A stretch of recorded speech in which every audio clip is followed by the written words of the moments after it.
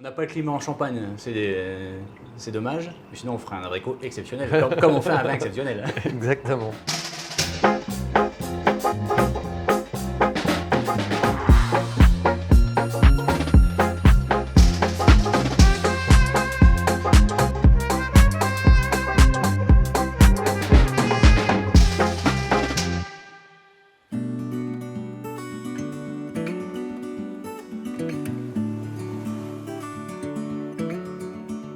Merci de nous recevoir, Patrice. On est hyper content d'être là, d'autant plus que votre magasin, votre belle boutique est dans la même rue que mon bureau. Donc c'est une boutique que je connais un petit peu déjà. Un petit peu.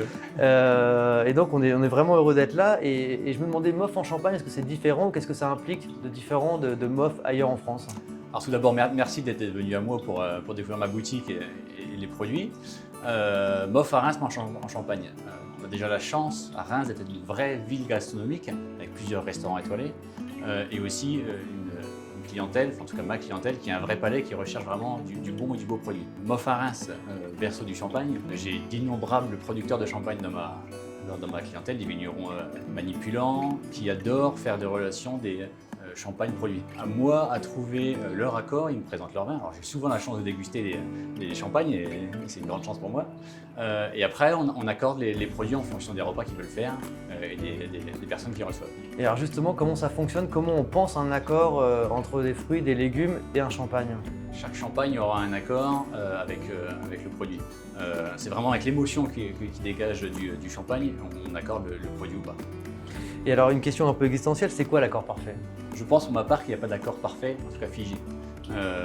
L'accord parfait sera fait en fonction du lieu, du restaurant, de l'hôtel, de la piscine, au bord de la piscine avec des amis ou pas. Et c'est vraiment en fonction de l'émotion dégagée du moment. Alors Patrice, je vous ai apporté une bouteille de Chaman 17 de la maison Marguet. C'est Benoît Marguet qui dirige la maison aujourd'hui. Benoît Marguet, c'est un personnage à part en Champagne, attachant, singulier, qui a des pratiques de viticulture et de vinification un peu différenciantes. C'est un vigneron qui fait une cuvée avec beaucoup d'énergie et beaucoup d'esprit dedans. Donc c'est Chaman 17 parce que l'essentiel de la base est 2017.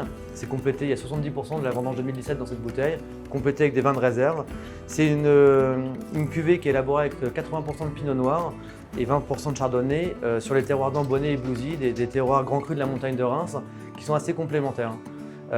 C'est vraiment une bouteille qui reflète à la fois l'année, les terroirs et toute l'énergie que met Benoît dans sa vinification.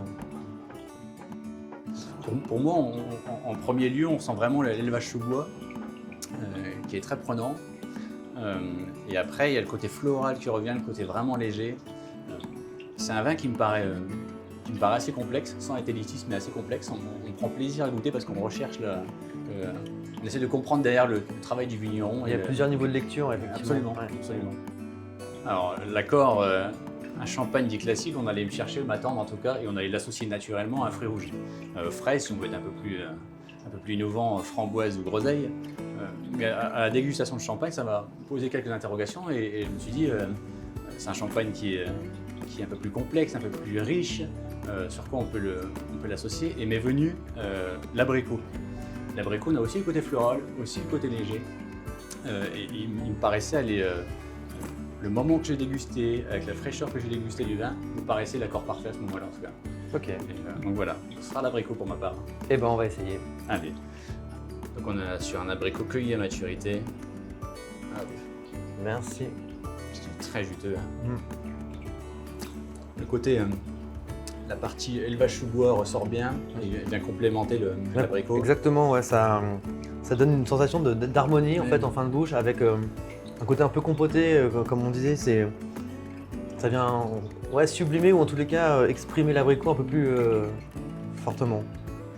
L'abricot, c'est un fruit qui est intéressant parce que je crois qu'il y a beaucoup de similitudes avec la vigne. Absolument, le travail est vraiment similaire. On travaille l'abricotier comme on travaille la vigne.